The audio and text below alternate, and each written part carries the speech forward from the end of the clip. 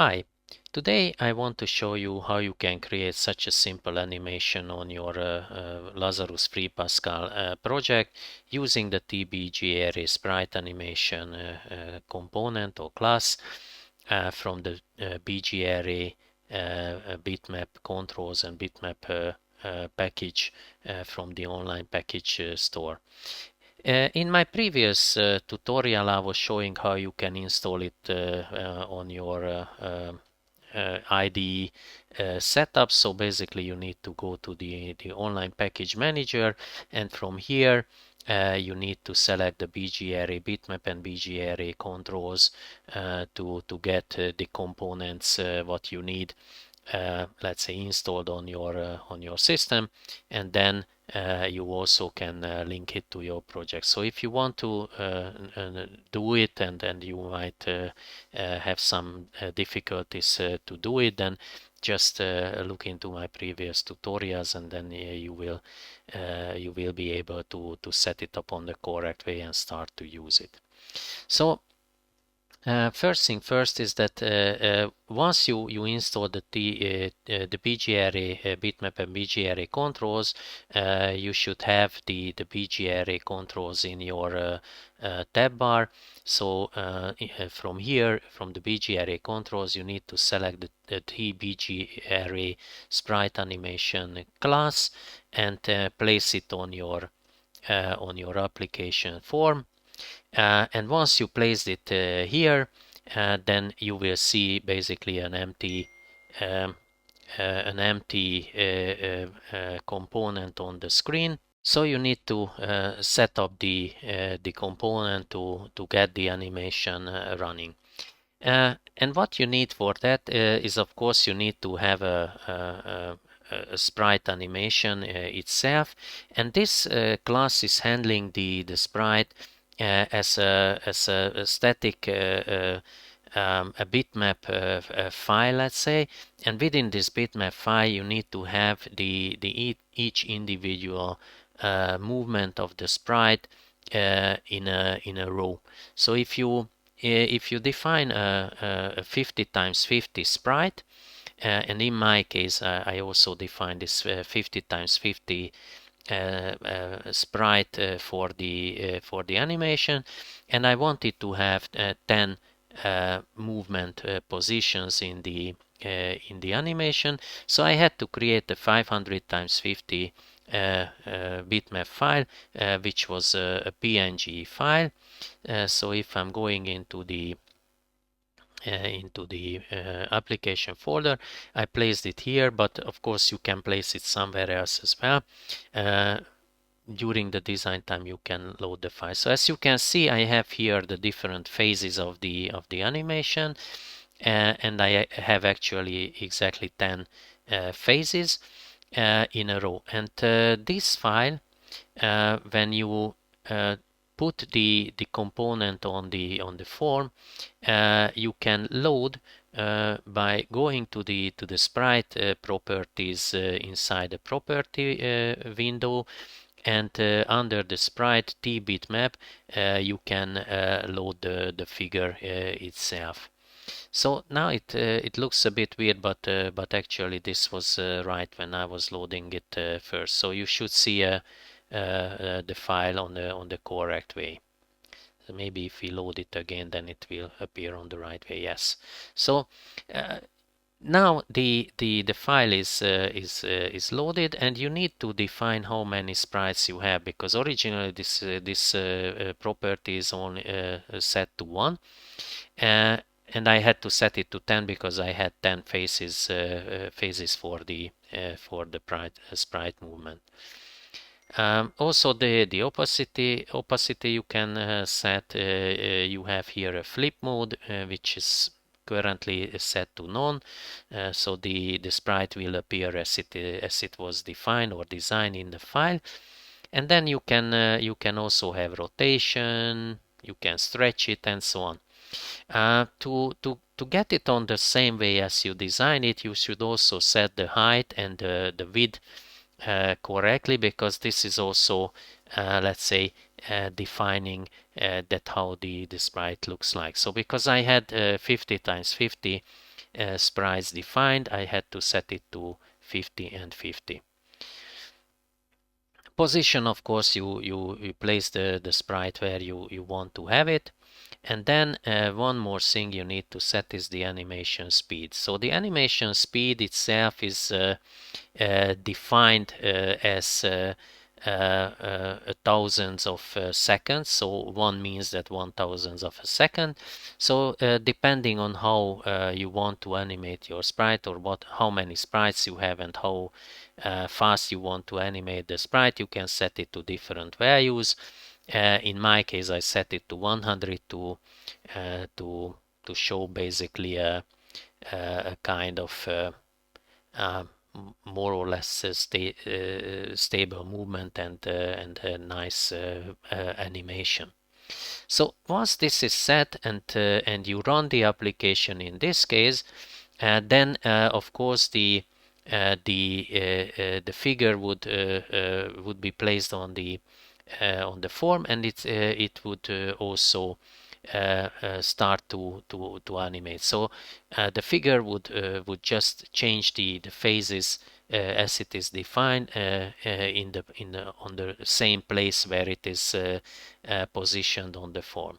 So to create movements, of course, you should change the position of the sprite itself.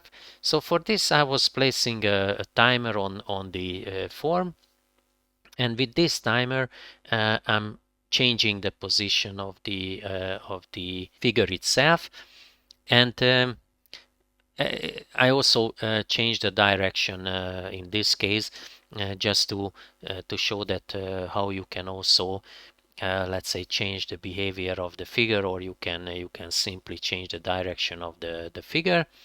And for that, when I'm basically setting up the direction in the form, I define a direction variable, and at startup I set it to a plus. So 1 is the direction into the right, and -1 is the direction to the left. So this I'm changing based on the timer, or actually the sprite position on the screen. So I'm checking if the sprite is above 150 or below 100, and if this happens, so the sprite is going below or above these numbers, then the direction is changed. And also I need to flip the sprite itself, because I did not create a separate animation for the right movement or the left movement.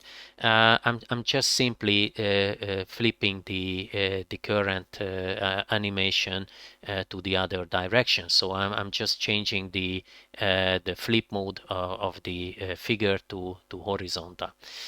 If the original sprite is needed, then of course the sprite flip mode should be set to none, which means that the sprite is not flipped to any direction. So and then of course the movement is based on the current position. So I'm just changing by 3 plus or minus the x position, so the left coordinate of the figure, and I'm calling this animation timer or move timer, and I'm changing the speed of the timer to 200, where the interval is the same as for the animation. So basically, I mean, same from that point of view, that 1000 mean 1 second. So of course, if you want to change, so for example, you have a moving figure and you have a running figure, then of course these speeds can be changed, and also the speed of the figure can be changed as well. So basically, you can change this timer speed or the animation speed in at runtime. So, but in my case, I was just using this. The other thing what I also set up on this screen is that when I'm double clicking on the form itself, then the animation should stop, and this means that the figure animation should stop and also the movement should stop. And in this case I can do it on a way that either I'm setting the direction to 0, which I don't want, but I'm actually, because I'm not using anything else in the animation or in the timer function, I can simply stop the timer itself. So this is the very simple application. As you can see, to set up the application or set up an animation is not so difficult. You just need to create the animation phases either in a simple draw application, or if you have or if you are using a special animating software, then you can create the individual phases generated by that software and save it into a bitmap file, and then you can load it into Free Pascal and Lazarus. So once this is done, as you could see that the application can run like this. When I'm double clicking, the animation stops, and if I'm double clicking again, it moves further. So every time I double click, I can stop the animation or start the animation just like that. So that's all about the simple animation. Of course, you can combine this animation with the Box 2D physics, which I was also describing in my previous tutorial, basically linking the fixture or the body itself to this little animation, and of course you need to move the figure based on the position of the physics body, and with that you can simulate, like for example, this guy could kick a ball or something like that, or even jump or bounce back from a trampoline or something what you want to establish. Of course, each of these animations should be created, and of course you can also change the animations or on the animation picture itself at runtime. So if you have a jumping figure, for example, then you can load the jump animation into the figure bitmap and then animate it. And once the animation is done, you can also replace the figure to another bitmap. For that, you have different events for the TBGRA bitmap or sprite animation component, and using those, you can create really complex animation for your application. I hope you enjoyed this tutorial, and if so, then please don't forget to subscribe to my channel. And with this, I wish you happy coding, and see you next time.